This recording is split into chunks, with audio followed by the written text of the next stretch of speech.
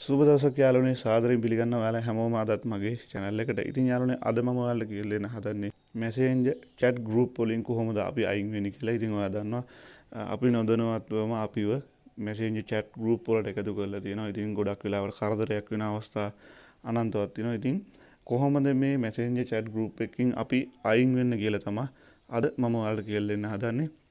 අපි එනම් වැඩි කතා නැතුව කෙලින්ම වීඩියෝ එකට යමු. ඔයා මගේ channel එකට තාම අලුත් කෙනෙක් නම් අනිවාර්යයෙන්ම subscribe කරන්නත් අමතක කරන්න එපා. වීඩියෝ එක හොඳයි කියලා හිතනවා නම් like කරන්නත් අමතක කරන්න එපා. අපි බලමු එහෙනම් කොහොමද මේ වැඩේ කරන්න කියලා. ඔයා යන්න මුලින්ම මේ විදිහට ඔයාගේ Messenger app එකට.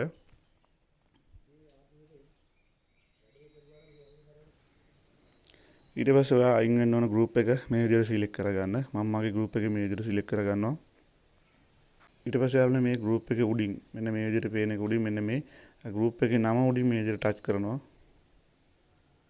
ඊට පස්සේ මෙන්න මේ විදිහට group එක බලා ගන්න පුළුවන්. ඒ වගේම මම ආයෙත් මේ group එකේ name එකේ උඩ මම මේ විදිහට touch කරනවා.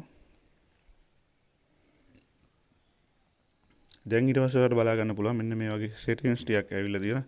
මෙන්න මේ settings ටිකේ පහළටම ගියාට පස්සේ මෙන්න මේ පහළින්ම ඔයාලට බලා ගන්න පුළුවන් live chat කියලා තියෙනවා. මෙන්න මේ live chat කියන එක මෙන්න මේ විදිහට touch කරන්න.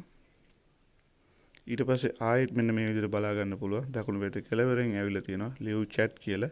ඉතින් මෙන්න මේක මේ විදිහට touch කරන්න. හරියන්නේ මෙන්න මේ විදිහට තමයි Messenger group වලින් අපි අයින් වෙන්නේ. එහෙම නැත්නම් Messenger group එකකින් live වෙන්නේ මෙන්න මේ ක්‍රමයට.